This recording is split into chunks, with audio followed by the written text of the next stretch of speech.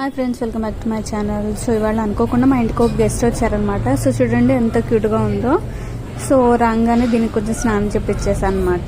స్నానం చేపించగానే ఇలా వచ్చి బెడ్ మీద పడుకుంది. అది కూడా నా బెడ్ మీద పడుకుంది. అండ్ నా దుప్పటి కప్పగానే ఇంత హ్యాపీగా అంత క్యూట్గా పడుకుందో. సో ఇది వచ్చేసి 1 డే ఉండడానికి వచ్చిందనమాట మా ఇంటికి.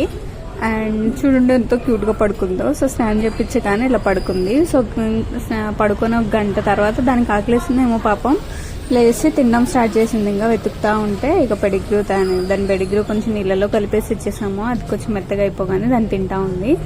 అండ్ తినడం అయిన తర్వాత కాసేపు కట్టేద్దాము, ఎట్లా రియాక్ట్ అవుతుందో అనేసి బెల్ట్ వేసి కట్టేసామన్నమాట.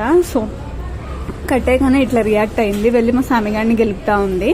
వాడు ఇంత కూడా భయపడతలేదు ఈ తల్లికి. కానీ మేమందరం భయపడుతున్నామంటే ఎక్కడ కొరికేస్తుందో అని మేము భయపడుతుంటే వాడు మాత్రం హ్యాపీగా ఫీల్ అవుతున్నాడు, దానికి ఒక దోస్తు దొరికింది అనేసి.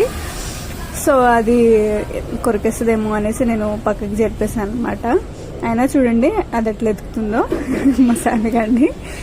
సో ఇదే బెల్ట్ తీసుకొని బయటకు వెళ్ళామన్నమాట. సో బెల్ట్తో లాగుతుంటే అస్సలు రావట్లేదు.